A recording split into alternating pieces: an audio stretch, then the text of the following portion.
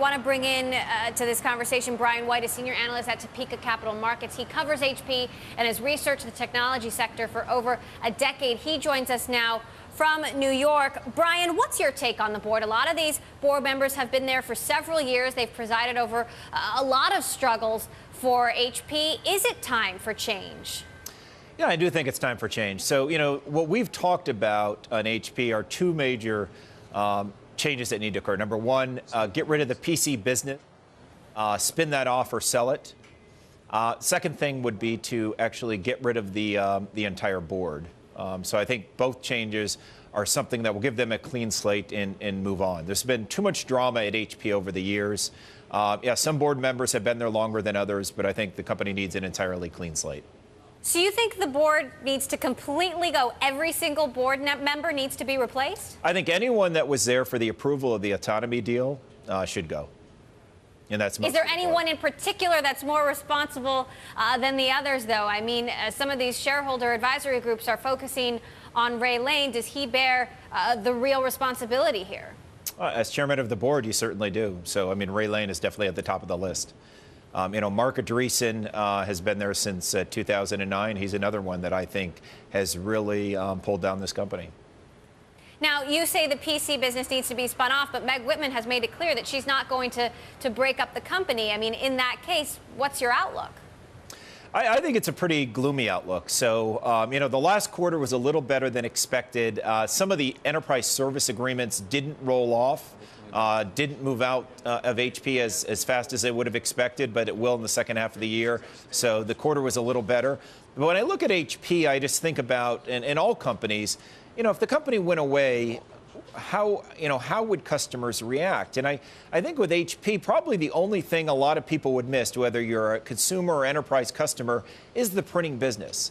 PCs we wouldn't miss, servers, storage, plenty of competitors, networking services, software.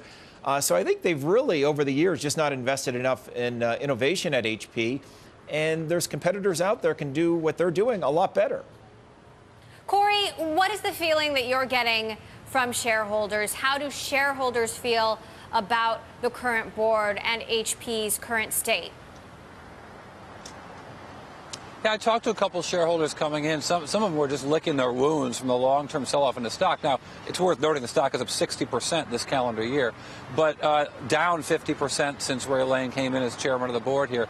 And I think the point of the autonomy thing, I think people who follow this company and follow the investing world look at the autonomy deal and really scratch their heads that everyone else could have seen this thing coming, that autonomy was this notion of a growth company, but not actually a growth company. And that's the thing that really ticks them off, that they expect the best and the brightest at Hewlett-Packard, and they're just not getting it. Brian, can HP recover from this botched autonomy deal? I mean, it is a huge, huge number. It's a huge number, but it's not just autonomy. It's look at what IBM did in 2005 with their PC business. I think it was pretty clear, you want to focus on software services data center. They get out of it early, and HP had plenty of chance to do that. They didn't. Shares are down 50% since 2008. The printer market's in a secular decline. And I just look at the enterprise market, and Oracle, IBM, Dell, Cisco, EMC, all are bigger competitors than they ever were. And these are a lot of competitors you wouldn't talk about 5 years ago. Maybe an Oracle, right, Brian. Cisco. Brian, but if Meg Whitman has made it clear that she's not going to spin off the PC business, Brian, what are HP's prospects? If HP is not going to do what IBM did, where does that leave them? Well, they're going to continue to try to invest in these areas, in the enterprise area and in the PC business. I just think it's going to be a very tough road. My personal view is, as we look out over the next 2 to 3 years, I wouldn't doubt if HP backtracks and tries to get rid of this PC business, possibly with the printer business. I don't think they're committed to it long term, is my view. But you certainly can't say that. As Leo did, they announced they were going to spin off the PC business, and then what happened? Sales dry up. So I think longer term, they ultimately will, and I think that's the thing they should do. Corey, your thoughts?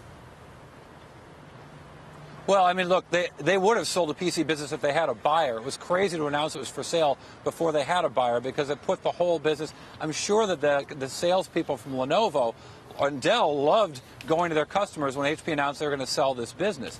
But, to 2005, when IBM was selling their PC division, Hewlett-Packard was doubling down by buying Compaq in a deal that I stood outside of shareholder meetings just like this in 2004 with shareholders, screaming to the high heavens saying, please don't buy Compaq, and HP's management charging ahead and doing just that.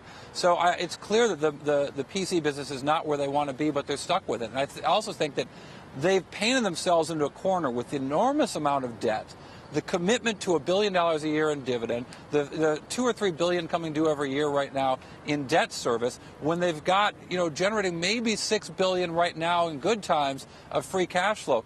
Any hit to that free cash flow, including losing the printer business, suddenly they're going to have a lot more problems on their hands. They're really in a tough spot.